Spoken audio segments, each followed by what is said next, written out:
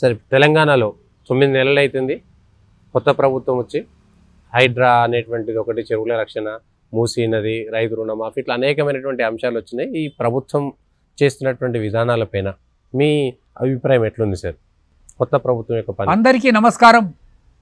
నా పేరు professor Mudigonda Sivaprasad, retired professor of Osmania university, Shivam road, Hyderabad, Telangana. Here is a message. Now we are discussing some local problems. Local problems means some politics in Andhra Pradesh and Telangana. అంటే మన ప్రాంతీయ సంబంధమైనటువంటి కొన్ని రాజకీయ విషయాల్ని మనం చర్చ చేస్తూ ఉన్నాం. ముందుగా తెలంగాణకు సంబంధించినటువంటి 2 ముఖ్యాంశాలను మనం తీసుకుందాం. మొదటి ముఖ్యాంశం ఏమిటంటే హైడ్రా, రెండవ ముఖ్యాంశం ఏమిటంటే మూసీ ప్రక్షాళన. ఈ 2 అంశాల గురించి మీకు నా అభిప్రాయాలు చెప్తూ ఉన్నాను. I'm not a member of any political party. Let me confirm this point. I'm not a member of any political party, though I'm a patriot. I'm a 100% patriot. Bharat మాతాకు జై అంటాను, కానీ నాకు ఏ పార్టీలో మెంబర్షిప్ లేదు. కాబట్టి నేను ఎవరిని కావాలని విమర్శించను, ఎవరిని కావాలని నేను ప్రశంసించను. హైదరాబాదులో పూర్వము అంటే నిజాం నవాబు కాలంలో నాకు తెలిసి కొన్ని వందల పెద్ద పెద్ద చెరువులు, కుంటలు ఉండేవి. చెరువులు, కుంటలు. హైదరాబాద్కు సిటీ ఆఫ్ లేక్స్ అని పేరు. సిటీ ఆఫ్ లేక్స్ అంటే మొత్తం 40-45 టెంపరేచర్ ఉన్నా హైదరాబాద్లో మాత్రం 20-30 టెంపరేచర్ చల్లగా ఉండేది పూర్వం. పెద్ద పెద్ద బాగ్స్ ఉండేవి. సపోటా బాగ్, సపోటా బాగ్, జామ్ బాగ్, వాటి పేరు నేరేడు మెట్ట, నేరేడు మెట్ట, వాటి జామ్ బాగ్. వాటి పేర్లను బట్టే తెలుస్తున్నాయి కదా అక్కడ పెద్ద పెద్ద తోటలు ఉండేవి అన్న విషయం.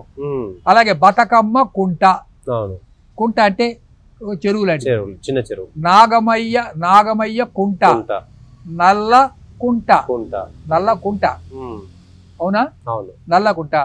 తర్వాత మెహదీపట్నం, మాసాబ్ ట్యాంక్, మా సాబ్ ట్యాంక్ అంటే ఏంటి? ట్యాంక్ అంటే కూడా కుంట. మా ట్యాంక్ అంటే చెరువు, చెరువు. అవును. మాసాబ్ అంటే, మాసాబ్ అంటే, మాసాబ్ అంటే అమ్మగారు. ఓకే, మాసాబ్. ఓకే, అమ్మగారి కుంట. అమ్మగారి కుంట అంటే నిజాం నవాబు గారి భార్య తవ్వించింది ఆ చెరువు. ఓకే, అందుకని మా నిజాం నవాబు గారి అంటే రాజుగారు తండ్రి కదా, అలాంటప్పుడు రాణి గారు తల్లి అని. మాసాబ్ ట్యాంక్. ఇలా హైదరాబాదులో ఉన్న కుంటలన్నీ అదృశ్యమైపోయినాయి. అవును, వినారా? అందువల్ల వర్షం వచ్చేసరికి ఏమైపోతున్నాయి, ఆ నీళ్లు ఎక్కడికి పోవాలి, ఎక్కడికో చోటికి పోవాలి కదా. పాపం ఆ నీళ్లు ఏం చేస్తాయి, వర్షం నీళ్లు జనాల మీద పడ్డాయి, అందుకని వరదలు వస్తున్నాయి. నల్లాలలో ఇళ్ళు కట్టేశారు, నల్లాలు నీళ్లు పోయే కాలువలు. అయ్యా వినండి, మా ఇంటి ముందు, నేను శివం రోడ్లో ఉంటున్నా, మా ఇంటి ముందు వారం రోజులు అయింది విజయదశమికి ముందు అక్కడ ఒక ఇది పగిలిపోయిందని చెప్పారు. ఏం పగిలిపోయింది అన్నారు? పైపు. ఒక పైపు. ఎవడు రాడు, ఫోన్లు చేసినా ఎవడు రాడు, ఇళ్లలోకి మురికి నీళ్లు వస్తున్నాయి. వినండి, శివం రోడ్లో షిరిడి సాయిబాబా గుడి దగ్గర 10 days అయింది. 10 days, ఇవాళ 11th day. ఒక్కడు రాడు బాగు చేయాలని. ఫోన్ల మీద ఫోన్లు చేస్తున్నాం. ఇంకా స్వచ్ఛ భారత్ ఎట్లా వస్తుందండి చెప్పండి?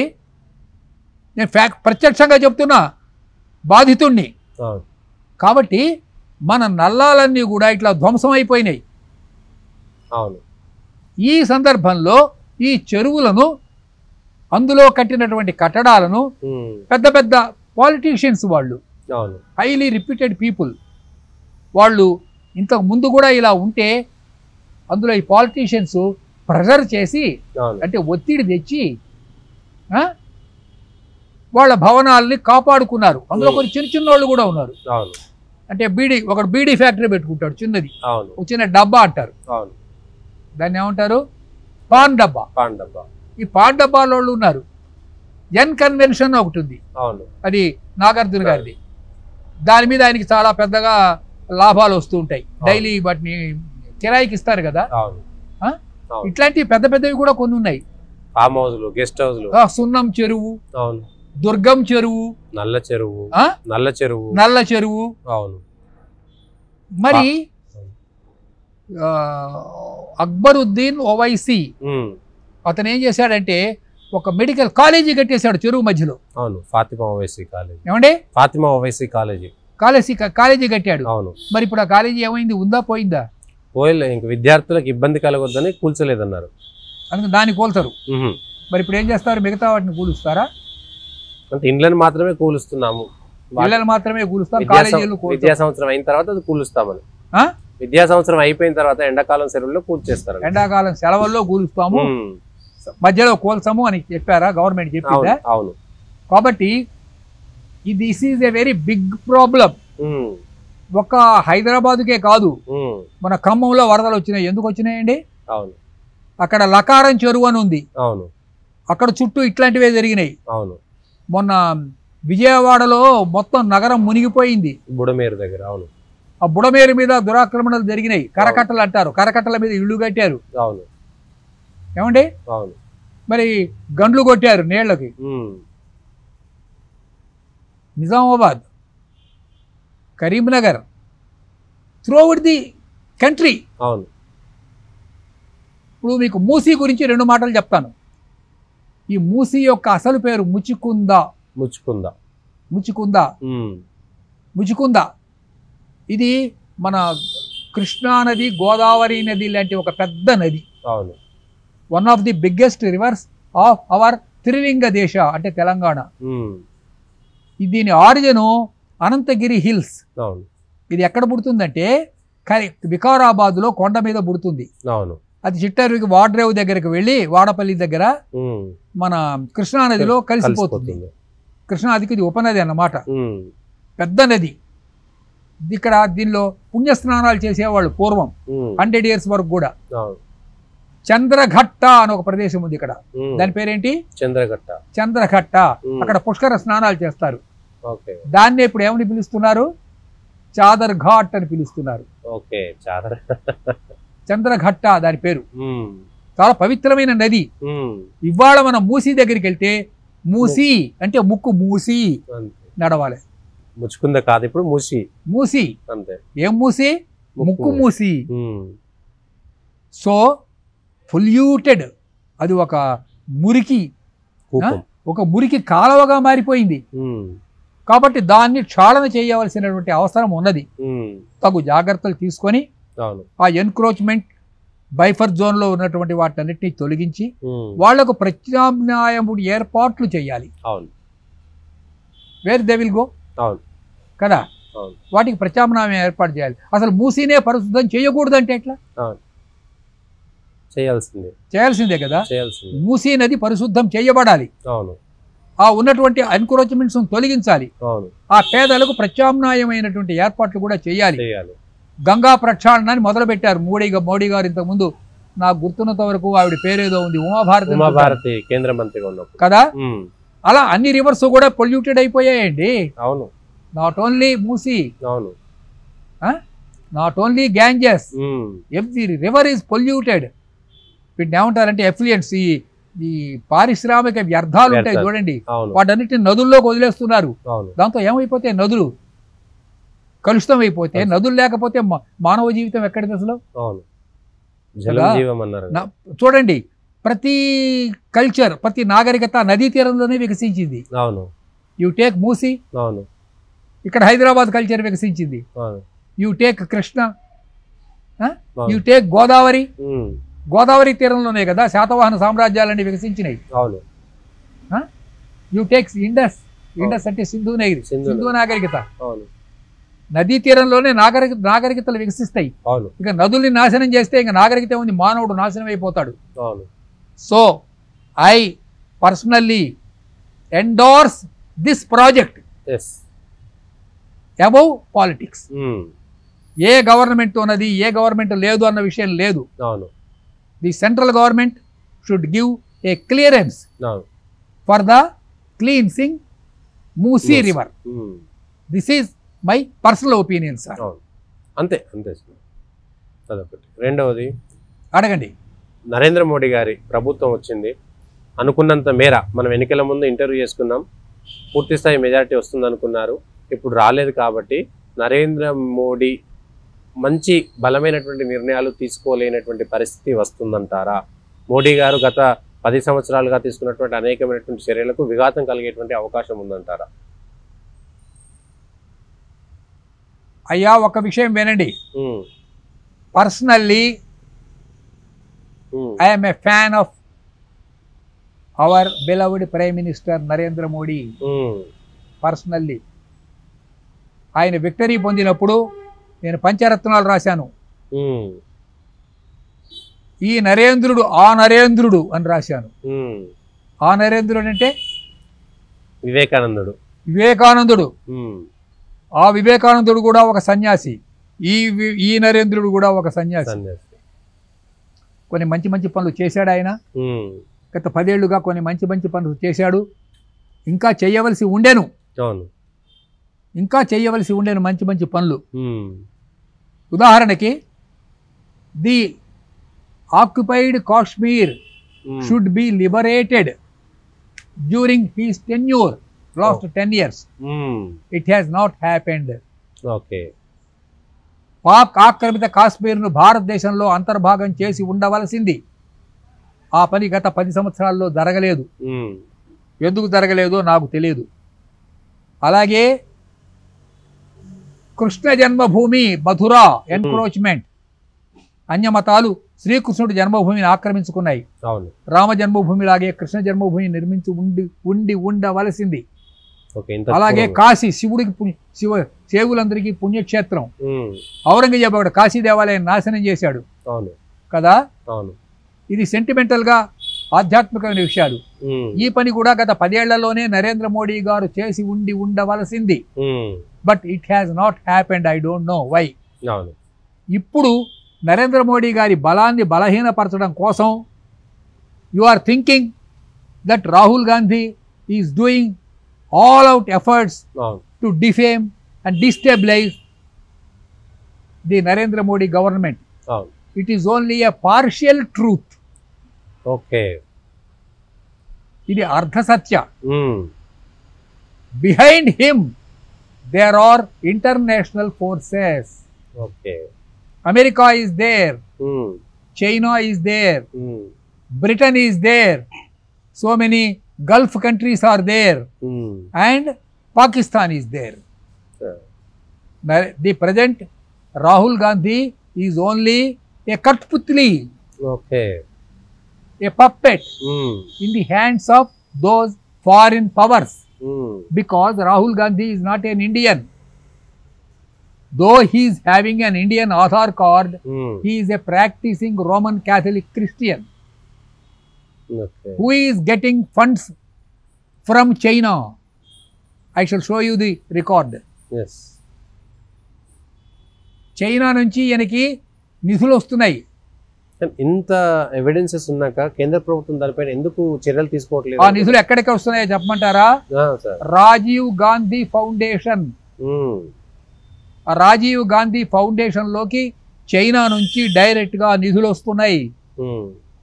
ఎన్జిఓ అనే దానిలోకి చైనా నుంచి విదేశాల నుంచి క్రిస్టియన్ ఫండ్స్ డైరెక్ట్గా ఇండియాలోకి వస్తున్నాయి. ఇప్పుడు నేను చెప్తుంది ఒట్టి దొంగ మాటలు కాదు, with full authority, authenticity I'm speaking. Rajiv Gandhi ఫౌండేషన్లోకి నిధులు ఎప్పటి నుంచి మొదలైనాయో కూడా డేట్ చెప్పమంటారా? చెప్పండి సార్. 2006. 2006 నుంచి. Anand Sharma, Rahul Gandhi, our respectable Sonia Gandhi, they went to China and entered into an agreement with China, signed on a document, a joint document, MOU type, to get funds, quid pro quo antaru. ఆ డబ్బు ఈ అకౌంట్లోకి వస్తున్నది, Rajiv Gandhi foundation అకౌంట్స్లోకి డబ్బు వస్తున్నది. ఇప్పుడు నేను చెప్పింది అథెంటిక్ ఇన్ఫర్మేషను, దీనికి ప్రత్యేకంగా కన్ఫర్మేషన్ ఏమి అక్కర్లేదు. కాబట్టి ఏ విధంగా అయినా సరే నరేంద్ర మోడీ ప్రభుత్వాన్ని పడగొట్టి, ఎందుకంటే made in India, make in India, ఇండియాని 1947 నాటికి అమెరికా కన్నా చైనా కన్నా అగ్రరాజ్యంగా మారుస్తాము అని అంటున్నారు కదా. అలాంటి పరిస్థితుల లోపల ఇండియాని అగ్రరాజ్యంగా మారిస్తే వాళ్ళకి ఇబ్బంది అవుతుంది. వాళ్ళు ఎందుకు ఊరుకుంటారు? అందుకని ఇంటర్నల్గా ఎక్స్టర్నల్గా రకరకాల ప్రెషర్స్ సృష్టించి నరేంద్ర మోడీ ప్రభుత్వాన్ని బలహీనపరచడం కోసం they are doing all efforts to defame Narendra Modi. I don't know how he is going to face these calamities. అంతే చూడాలి సార్. మరి ఇప్పుడు ఆయన ఫుల్ మెజారిటీ లేకపోయినా ఉన్నట్లే. ఓకే, ఇబ్బంది ఏం లేదు. గవర్నమెంట్ అయితే కూలిపోదు, 5 ఏళ్ళు ఉంటుంది. 5 ఏళ్ళు గవర్నమెంట్ నడుస్తుంది. కాకపోతే అనేక రకాలైన ప్రెషర్స్ తెచ్చి ఇరుకునే పెడతారు. అవి ఇతర దేశాల నుంచి వచ్చిన ప్రెషర్స్ కావచ్చు, లోకల్గా కావచ్చు. మీకు చిన్న ఎగ్జాంపుల్ చెప్తాను. I shall give you a small example. This is also an authentic example. Tushar Goyal. Who is sir? Who is he? Tushar Goyal. Who is Tushar Goyal? ఎవరండి? Congress president, youth Congress president. His name is Tushar Goyal. Recently, sir, he was arrested under just 3 or 4 days back. Drugs mafia case. ఢిల్లీలో California, కొలంబియాల నుంచి cocaine లాంటి వేల కోట్ల విలువ చేసేటటువంటి డ్రగ్స్ను తెచ్చి ఇక్కడ అమ్ముతున్నాడు. ఇండియాలో పట్టుకున్నారు. I will tell you, there are hundreds of Tushar Goyals in India today. That is only tip of the iceberg. It is only tip of the iceberg. అంటే ఇది గుమ్మడికాయలో ఆవగింజంత మాత్రమే తుషార్ గోయల్ ఇన్ఫర్మేషను. మరి అతన్ని యూత్ కాంగ్రెస్ చీఫ్గా ఎట్లా అపాయింట్ చేశారు? ఇప్పుడు అంటారు, అవునండి అతను ఇట్లాంటి పని చేస్తున్నాడని మేము మొన్న తీసేసాము అని వాళ్ళు అంటున్నారు. Yes, Tushar Goyal is somewhat fishy, so we have removed him from his post అని అంటూ ఉన్నారు. ఎస్, మరి ఆ డబ్బంతా ఈ ఇంటర్నేషనల్ డ్రగ్ స్మగ్లింగ్లో వచ్చినటువంటి ఇన్ని సంవత్సరాల డబ్బంతా ఎవరి దగ్గరికి వెళ్ళింది? It has to be probed. How many crores and crores and crores of millions and billions of rupees he got through this drug peddling, and the entire money ఏ ఎలక్షన్స్ పంపించారు, ఏ ఎలక్షన్స్ ఫైట్ చేయడం పంపించారు. What happened? Kejriwal's money. Kejriwal ఏం చేశాడు? Liquor scam. ఆ money అంతా ఎక్కడికి పోయింది? గోవా ఎలక్షన్స్ కు పోయింది. మరి తుషార్ గోయల్ మనీ అంతా ఎక్కడికి పోయింది? ఎన్నికల్లో వాడారు. Satish garu, unfortunately in our modern country we are having international smugglers, mafia gang leaders as our political leaders. This is democracy. This is our present democracy. Accept this reality. We are having hundreds of urban terrorists in all cities, not only in Hyderabad, not only in Delhi, not only in Calcutta, not only in Thiruvananthapuram. Deshamanta we are having hundreds of terrorists. They are getting huge funds to destabilize India. మీకు ఒక్కొక్క విషయం చెప్పి ముగిస్తాను. Manipur, what is Manipur? You know, అక్కడ cookie అని ఒక జాతి ఉంది. కుకీలు క్రిస్టియన్స్. వీళ్ళ చేతుల్లో AK-47 రైఫిల్స్. ఎవరిచ్చారు ఈ రైఫిల్స్? ఇంపోర్టెడ్. ఇంకా అవి కూడా ఎవరి దగ్గర నుంచి import? China imported AK-47 rifles. They are in the hands of Kukis. Today they want a separate Kuki country. Not state. Just like Pakistan, they want a Christian cookie country. This is Manipur problem. You take any problem, one foreign hand is there behind them. అవును. కాబట్టి నరేంద్ర మోడీ ఏం చేస్తారో నాకు తెలియదు, అవును. ఎందుకంటే నేను మీలాగా ఇక్కడ హైదరాబాద్లో ఉన్నా అంతే. అంతే. అక్కడ ఢిల్లీలో వాళ్ళు ఏం చేస్తారో తెలియదు. But I request Narendra Modi, be firm, take strict and stringent action against these rascals. Okay. Be firm, స్థిరంగా ఉండండి. ఈ దొంగల మీద మీరు తప్పకుండా కఠినమైనటువంటి చర్యలు తీసుకోవాలి అని నేను కోరుకుంటున్నాను.